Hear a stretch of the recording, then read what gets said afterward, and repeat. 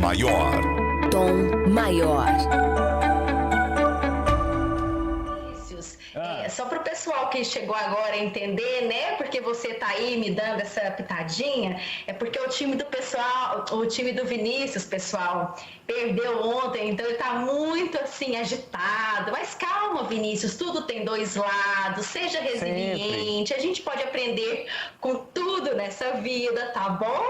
Não, e a sorte, Lívia, é que eu gosto muito de você, então a gente vai aprendendo a relevar. Lívia, para quem não entendeu, a Lívia, antes de me dar boa tarde, na hora de conectar, ela já falou assim: Vinícius, eu vou pedir 1 minuto de silêncio pela derrota do Inter para o Goiás no domingo, ok? Falei, olha que desaforada. Mas o Goiás mereceu a vitória. Tá certo, é isso daí. E com certeza. Mas, bom, vamos falar desse assunto. E eu queria, Bia, que você...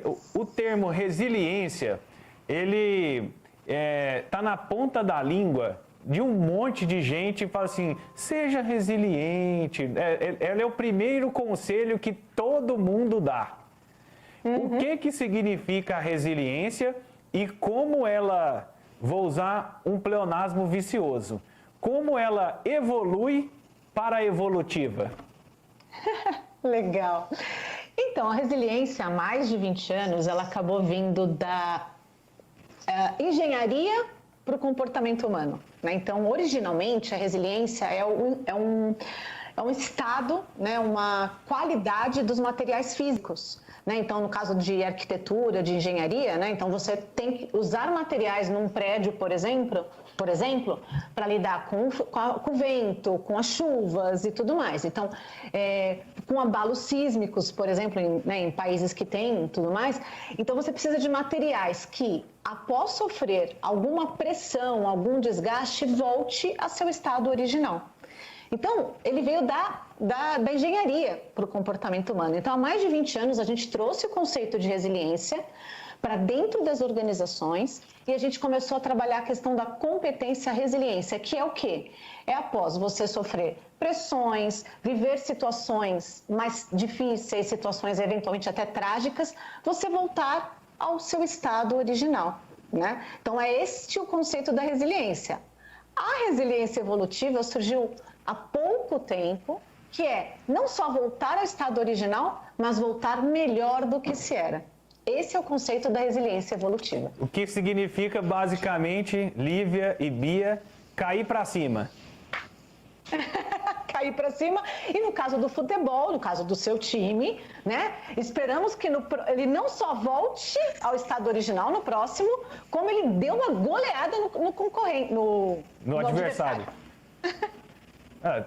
Bia, adorei você, já começou bem, já começamos bem. O nosso público esportivo vai entrar vai se sentir em casa nesse momento. Vinícius, eu queria perguntar para a Bia, a gente já vem falando aqui no Tom Maior, aliás, a proposta do Tom Maior começou, né, Bia, com toda essa circunstância que nós começamos a viver com a pandemia, o isolamento, de total incerteza, e aí a gente dizer, gente, por que não? Existe um lado bom disso tudo, vamos olhar por outros ângulos e tal. Então, eu poderia entender disso que você nos trouxe, que esse momento que nós estamos vivendo é um laboratório para que a gente exercite esse atributo ao qual você se referiu. Como que você correlaciona essas coisas? Sim, sem dúvida, a resiliência evolutiva surgiu muito nesse contexto recente, no sentido de que a gente está vivendo algo que nenhuma das gerações vivas viveu, né? E ainda as anteriores também não viveram exatamente isso, né? Em nível global, pelo menos não conhecidamente, e não tinha essa migração, né, das pessoas. Então, de fato, é uma grande possibilidade de aprendizado, né? Então, como a gente pode lidar com esse cenário totalmente incerto que a gente tem hoje, experimentando, vivendo um dia por vez, da melhor forma possível e a cada vez que a gente sofre um impacto, seja ele de uma notícia, seja ele perda de um emprego, perda de um ente querido, como é que a gente consegue lidar com isso de uma forma evolutiva, né? E mais do que isso, né? Até a gente estava falando um pouco antes, assim, como é que a gente consegue aprender com cada episódio, né? Já que a gente fala tanto de viver num estado de aprendizado contínuo, né? O que a gente chama de lifelong learning. Então, um aprendizado para toda a vida. Como é que a gente está hoje nesse espaço de tempo tão... 6 meses agora vai dar, né? Tá dando 6 meses nessa semana aí. Nestes 6 meses, o que a gente aprendeu? Pelo menos aqui em São Paulo, a gente se fechou entre 17 e 19 de março, as primeiras, no caso, nossa empresa de 19 de março, 100% em home office. Como é que esses 6 meses, o que a gente está aprendendo, né? E experimentar é uma das principais possibilidades da gente desenvolver esta competência. Interessante. Interessante porque muitas vezes, vou compartilhar até experiência interna entre nós mesmos, assim, onde a gente vê pessoas que têm dificuldade, inclusive, de experimentar. Né? Às vezes ele é tão autocrítico, ele se critica tanto, e ele é o primeiro a se boicotar, vamos dizer assim, né? E aí ele perde a chance de experimentar. Para essas pessoas que não experimentam uma oportunidade, um desafio, uma falha, né, um aprendizado, dificilmente ele vai alcançar essa resiliência evolutiva? Sim, e dificilmente também ele vai conseguir desenvolver todo o potencial, né? O nosso potencial realmente é ilimitado. Nós, os seres humanos, somos capazes de se desenvolver amplamente, né?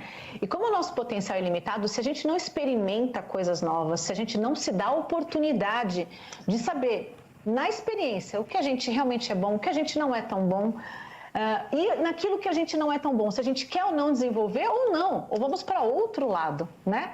E como é que eu posso ser melhor ainda no que eu já sou bom? Então, a gente diz que nos dias de hoje, experimentar é fundamental para a gente lidar com este cenário, porque senão a gente fica paralisado, né? E paralisado, aí definitivamente a gente não vai para lugar nenhum. Pelo contrário, né? O mundo avança e a gente fica. Então, o experimentar é a grande proposta para se desenvolver. E no caso da resiliência evolutiva, é de fato dar cara para bater, né? Se a gente não der a cara para bater, a gente não vai ser melhor. E o nosso propósito essencial é ser melhor a cada dia, né? Se a gente hoje for um pouquinho melhor que ontem, e amanhã um pouquinho melhor que hoje, sem dúvida, a gente vai estar dando ao máximo, está desenvolvendo ao máximo o nosso potencial. Bia, Lívia, a Bia acabou de descrever o tom maior. Exatamente. A proposta é o que a gente vem fazendo aqui há 90, quantos episódios, 97. né, Vinícius? 98 hoje, É 98. Né? Isso, exatamente. É o que a gente tem tentado, Bia, partilhar, né? Nós não temos as certezas, não temos a receita pronta, mas a gente partilha visões, novos pontos de vista, somamos aí nas nossas medos, né, inquietações e vamos juntos construindo, né, uma realidade, um jornalismo, como sempre diz o Vinícius, desintoxicante, que não intoxica, que não vê só um ângulo, que não julga, né? Que não pré-julga os acontecimentos. Eu queria perguntar para você, muito a gente tem falado sobre educação, a pandemia, né? E essa questão da quarentena, do isolamento, vem mostrar, assim, muitos nós do sistema educacional ao qual nós fomos inseridos e alimentamos, né? É um círculo. A gente aprendeu nele, a gente alimenta esse sistema e assim nós vamos, né? Esse sistema educacional, para que colabore com a introjeção da resiliência, né, nas crianças desde pequenas, somado com a família, você acha que hoje falta muito para caminhar? Como que você avalia esse cenário do ponto de vista da educação? Então, bem, primeiro que a gente está criando, infelizmente, gerações de cristal, né? A gente protege tanto no intuito positivo, né, de dar o máximo de amor, de dar o máximo de proteção, a gente acaba colocando numa pequena jaula de cristal nossos filhos, né, e protegendo eles de tudo. E isso não desenvolve. Isso não desenvolve a criança, não desenvolve a resiliência evolutiva, e pelo contrário, né, a gente cria pessoas pouquíssimo resilientes. Então, de fato, né, até isso eu tenho feito uma reflexão muito pessoal também, assim, o quanto eventualmente eu deixei de dar ao meu filho a oportunidade de cair e se levantar sozinho. No fundo é isso, né? Lembra que ele falou, ele até brincou, cair para cima no caso da resiliência evolutiva, né? Sim. Então, de fato, como questionar, o provocar, o investigar, o dar a cara para bater, o cair, o levantar, é importante nesse aprendizado. A educação tem um papel crucial. A gente precisa realmente desafiar as crianças e os jovens a testarem, a falharem, aceitarem a falha, aprenderem com a falha e se tornarem melhores, né? E não é só refletir sobre a falha, é refletir também sobre o que deu certo, né? O que deu certo e o que deu errado. Entendi. E essa educação que usa os meios tecnológicos, porque hoje só está sendo possível assim, e a gente acredita que é uma tendência que vem para ficar, né? A tecnologia é uma aliada, você entende? Ou ela mais prejudica na introjeção desses valores? Ela sempre, acho que tudo tem os dois lados, né? Ela pode ajudar, assim como pode também prejudicar, né? O segredo vai ser a curadoria do conteúdo, né? Então, independente da forma, a gente precisa ter um cuidado muito grande com o conteúdo. Como é que a gente está distribuindo esse conteúdo? Como a gente está desafiando, né? Independente se é presencial ou não. Agora, eu como recursos humanos, eu tenho uma discussão diária com o meu time, né, com o meu presidente, no sentido de que eu entendo que a terceira dimensão que a gente não tem hoje, né, nós estamos em duas, né, eu estou te vendo numa tela, a falta da terceira dimensão tem perda.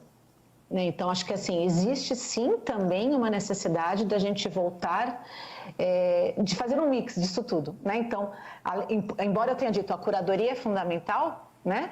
É também importante, assim que possível, assim que seguro, o convívio, na medida que proporcione outras experiências, né? O experimentar tem a ver também com o tocar, com o contato. Perfeito. Bia, Vinícius? Para a gente viver essa resiliência evolutiva, vocês, né, existe uma proposta de 3 etapas. Sim. O testar, o falhar e o aprender com a falha. Explica um pouco cada uma dessas etapas. Claro. Então, a gente precisa necessariamente testar nossas ideias, né? Não dá para a gente ficar só no campo das ideias.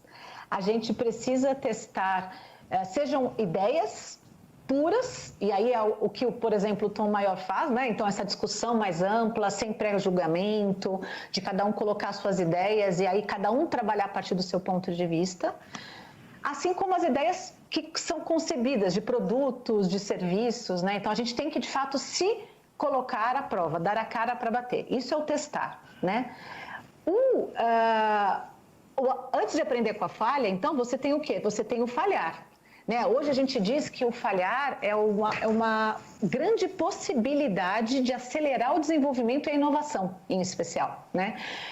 Então, o falhar significa que pode ser que aquilo que você desenvolveu, aquela sua ideia, não é para agora. Pode ser que você esteja anos à frente, meses à frente, né? Seja no campo das ideias ou no campo das concepções de produtos e serviços. Mas o falhar é importante, porque ele pode ser um falhar temporal, né? Ou seja, no futuro pode ser que a sua ideia venha a ser ótima, ou pode ser um falhar que assim, cara, realmente não deu certo.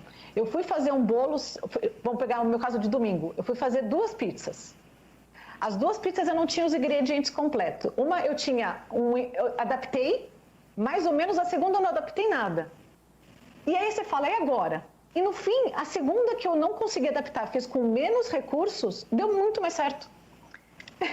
Então, de repente, eu descobri uma nova receita. E acho que isso é muito legal, né? E aí vem o aprender com a falha. Então, no meu caso, eu aprendi que dá para fazer a minha pizza só com um tipo de farinha. Eu não preciso mais da outra.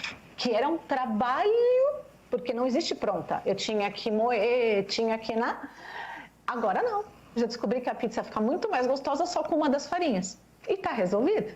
Ou seja, mas eu aprendi com a falha. Ficou mais barato e menos tempo. Exatamente.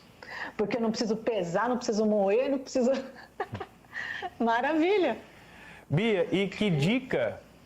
Nós temos uma audiência grande, com formadores de opinião, com o público de uma maneira geral, mas nós também temos uma audiência muito forte com os jovens aprendizes de 14 a 24 anos. Que dica a gente pode oferecer para que ele possa, que seja um ponto de partida, não uma receita pronta, mas um ponto de partida para descobrir a resiliência, os seus limites e a mudança de perspectiva? Nossa, esse público é o que é muito gostoso quando a gente trabalha em recursos humanos falar com esse público, né? O que a gente mais fala nessa hora é assim, você está na hora de se testar, de ir para se jogar, falhar e corrigir rapidamente a falha, né? Então, se você fizer todo dia uma profunda reflexão do que deu certo, do que deu errado, e no dia seguinte você buscar corrigir o que deu errado e blindar, ou seja, garantir que aquilo que deu certo se repita, sem dúvida, você vai ter uma carreira de muito sucesso. Uma boa dica. Boa dica. Muito bom, né, Vinícius? Boa. Eu já vou guardar ela aqui para mim também, ó. Exatamente. Eu fico pensando, Bia, o quanto falhar é algo desafiador para a gente, né? Que temos aquela voz, aquele juízo assim na nossa cabeça, dizendo que o Freud lá atrás chamou de superego, né? Dizendo assim, olha, faça assim, não pode ser assado, se der errado não pode ser, você tem que ser perfeito. E a gente, né, na ânsia de ser amado, de ser aceito, de se sentir parte, tenta corresponder a esse anseio e a gente não se dá permissão para falhar, né? Então, é um caminho interno muito grande para a gente se dar essa concessão e aproveitar e crescer com ela, né? O que você diria, então, para nós, para todo o pessoal que acompanha aqui, né, a nossa entrevista que está chegando agora, enfim, o que nós podemos fazer nesse quesito, eu comigo mesmo, dentro da experiência da falha? Porque ela é inadmissível para muitos de nós, para a grande maioria. Então, dói, né, Lívia? Só de você se abrir.